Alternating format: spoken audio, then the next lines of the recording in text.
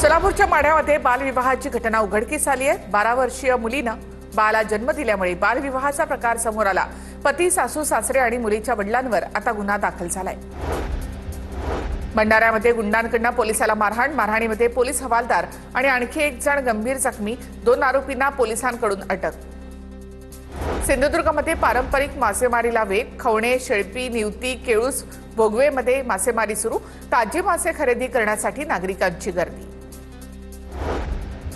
अमरावतीमधील नांदगाव खंडेश्वर उपअधीक्षक भूमी अभिलेख कार्यालय बंद। भूमी अभिलेख कार्यालयाला 10:30 वाजता देखील कुरूपच लागलेलं। परिशिष्ट 7, PR कार्ड आणि सनद यासारख्या सेवा रखडल्या।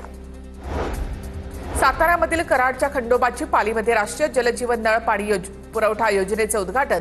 ग्रामविकास मंत्री जयकुमार गोरे, आमदार मनोज घोरपडे, आमदार अतुल भोसले उपस्थित।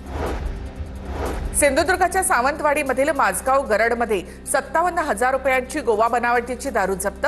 2 जण ताब्यात। सावंतवाडी पोलीस ठाण्यामध्ये गुन्हा दाखल। बीडमधील माजलगाव धरणाचे 11 दरवाजे उघडले। 80,000 क्युसेक्सना पाण्याचा विसर्ग सुरू। सिंदफणा नदी आणि गोदावरी नदीपात्रामध्ये पाण्याचा विसर्ग सुरू। नदीकाठच्या गावांना सतर्कतेचा इशारा। सोलापुरातील करमाळा तालुक्यामध्ये मुसळधार पावसाची हजेरी। अनेक रस्त्यांवरून पाणी वाहत असल्यामुळे वाहतूक बंद। शेतकऱ्यांचं मोठ्या प्रमाणामध्ये नुकसान।